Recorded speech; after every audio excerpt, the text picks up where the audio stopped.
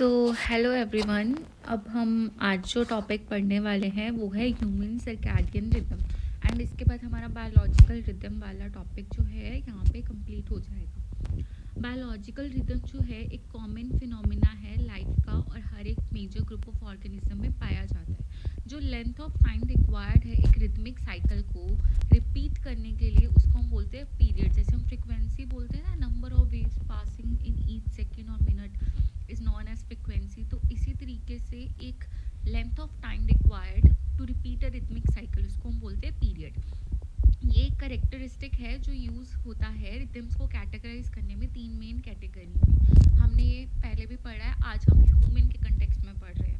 Circadian, ultra radian, infra radian. बहुत सारा early work हुआ है बायोलॉजिकल रिदम में जो साइकिल पे फोकस करता है जिसका पीरियड 24 आवर है। उस रिदम को हम बोलते हैं सर्कैडियन रिदम बिकॉज वो हर एक 24 घंटे में रिपीट होता है। यूजुअली हमारा दिन और रात का कंडीशन, और ये कंटिन्यू करता है पीरियड क्लोज टू 24 आवर जब ऑर्गेनिज्म को हम आइसोलेट करते हैं इन्वायरमेंटल स्टिमुलाई से।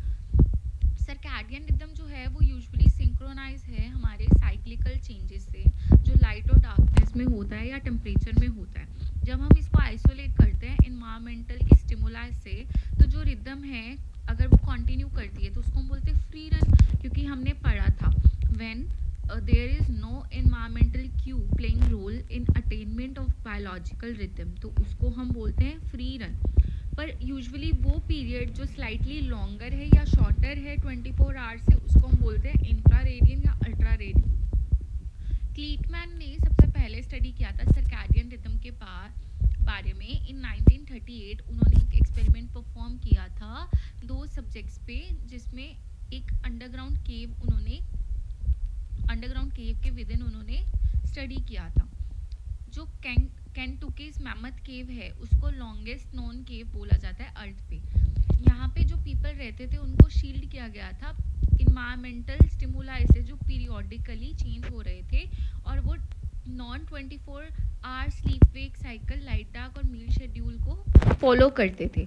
उनको रखा गया था 24 आवर डे इन्फ्लुएंस से दूर, और उनकी डेली रिदम को मेजर किया गया, बॉडी टेम्परेचर को मेजर किया गया और रिवील किया गया कि जो वन ऑफ द सब्जेक्ट है उसके जो सर्कैडियन टेम्परेचर रिदम है वो किस तरीके से जनरेट की है बॉडी के अंदर जो स्टिमुला है उसको हम बोलेंगे एंडोजीनसली जनरेटेड, और वो परसिस्ट हुई थी 1 मंथ और नियर 24 आवर पीरियड के लिए। इन फैक्ट ने ये सजेस्ट किया कि जो फिजियोलॉजिकल रिदम है वो ऑसिलेट होती है पीरियोडिक चेंजेस के एब्सेंस में भी। और इस स्टडी को हम बोलते हैं कि इस स्टडी ने ये इस्टेब्लिश किया कि जो ह्यूमन सर्कैडियन रिदम है वो एंडोजीनस और फिजियोलॉजिकल नेचर दोनों है।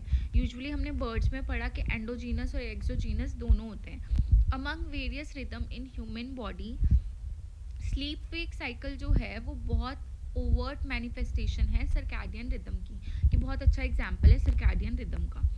और भी कुछ रिदम है जो ह्यूमन बॉडी के नॉर्मल फंक्शंस को कवर करती हैं, जिसमें performance, behaviour, endocrine secretion, heart beat, body temperature सब आता है।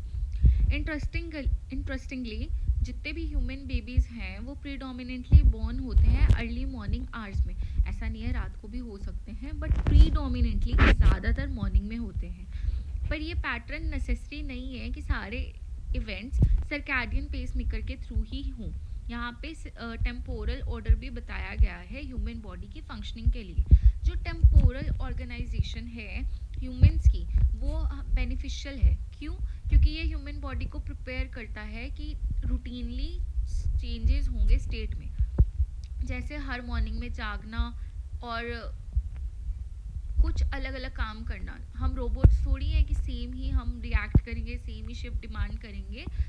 पर ये जो रेगुलर साइकिल है बॉडी में वो कंसीडर की जाती है इम्पॉर्टेंट फॉर डायग्नोसिस। अब ये बहुत अच्छा एग्जाम्पल दे रखा है। इन्होंने बोला 12 बज रहे हैं मिडनाइट, ओके।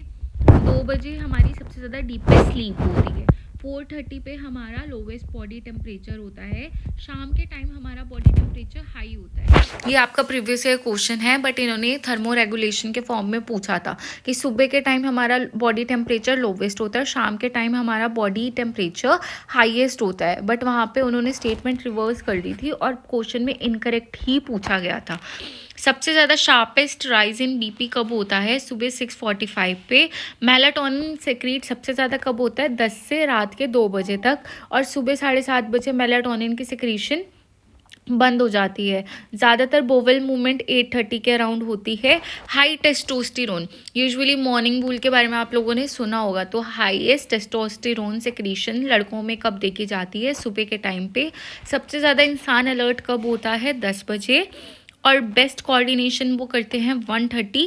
देखो जितना तुमसे लर्न हो सके उतना कर लो, क्योंकि CSIR कहीं से भी क्वेश्चन उठा के दे देता है। अब हम कंपैरिजन कर रहे हैं सर्कैडियन वेव फॉर्म का, कि जब लेबर हुआ या बर्थ हुआ ह्यूमंस में, और एक ये सीक्वेंस मिला। नेचुरल बर्थ की लाइन आपको दे रखी है नीचे, और लेबर ऑनसेट का आपको टाइमिंग दे रखा है नीचे। सो हमें इतना ही पढ़ना है ह्यूमन सर्कैडियन रिदम में। छोटा सा टॉपिक था। So that's all for today. Hope you like this video. Please like, share, subscribe my channel Lifelogy Sensei.